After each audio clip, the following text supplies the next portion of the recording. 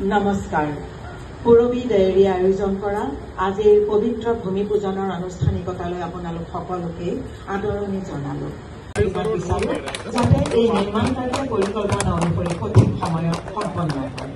এই পূজা ধৰি দৈ লাচিৰ দৰে দুগ্ধজাত সামগ্ৰীৰ উৎপাদন দৈনিক 20,000ৰ পৰা 50,000 লিটাৰলৈ আৰু আইচক্ৰীমৰ উৎপাদন ক্ষমতা দৈনিক 20,000 লিটাৰলৈ বৃদ্ধি কৰিব।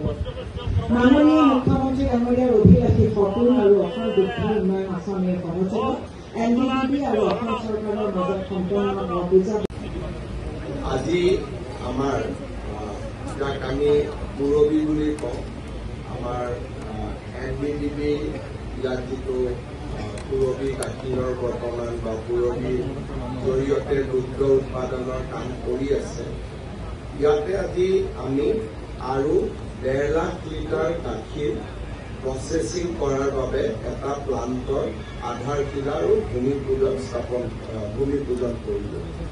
ইয়াৰ আগতে এই গোটেই প্লান্টটোৰ কেপাচিটি 1.5 লাখ লিটাৰ আছিলে। এতিয়া এই প্লান্টটোৰ কেপাচিটি 3 লাখ লিটাৰলৈকে বৃদ্ধি হ'ব। আজিৰ পৰা 3 বছৰ আগতে আমি এটা সংকল্প লৈছিলোঁ যে অসমত আমি প্ৰতিদিনে 10 লাখ লিটাৰ গাখীৰ আমি প্ৰচেছ কৰোঁ। আজি গুৱাহাটীত 3 লাখ লিটাৰ প্ৰচেছিং ইউনিট স্থাপন কৰা হৈছে। যোৰহাট, ডিব্ৰুগড়, ধেমাজি আৰু শিলচৰতো আমি এনেকুৱা মিল্ক প্ৰচেছিং ইউনিট স্থাপন কৰাৰ বাবে আগবাঢ়িছোঁ। সমান্তৰালভাৱে অসমত আৰু আন কেইবাটাও প্ৰতিষ্ঠানে দুগ্ধ বা মিল্ক প্ৰচেছিঙৰ কাম আৰম্ভ কৰিছে। আমুলেও ৰাণীত 1 লাখ লিটাৰ গাখীৰ প্ৰচেছ কৰিব পৰা প্লান্ট এটা স্থাপন কৰিব। মই বিশ্বাস কৰোঁ যে অহা 2-3 বছৰৰ ভিতৰতে আমি 10 লাখ লিটাৰৰ গাখীৰৰ যিটো লক্ষ্য তাত আমি উপস্থিত হ'ব পাৰিম। আজি নেশ্যনেল ডায়েৰী ডেভেলপমেণ্ট বোৰ্ড বা পুৰবীৰ যিটো ব্ৰেণ্ড নেম তাৰ উদ্যোগত ইয়াতে যিটো মিল্ক প্ৰচেছিং চেণ্টাৰ 3 লাখ লিটাৰলৈকে বৃদ্ধি কৰাটো এটা ডাঙৰ মাইলৰ খুঁটা।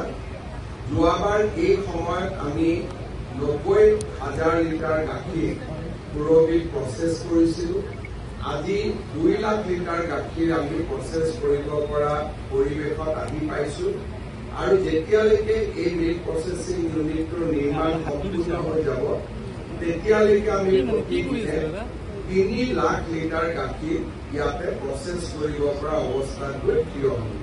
মই এই দুগ্ধ বিপ্লৱৰ লগত জড়িত সকলো কৃষকক আজিৰ দিনটোত অভিনন্দন জনাইছোঁ আৰু নেশ্যনেল ডায়েৰী ডেভেলপমেণ্ট বোৰ্ড তেখেতসকলে কৰা প্ৰচেষ্টাৰ বাবে তেখেতসকলৰ শলাগ লৈছোঁ।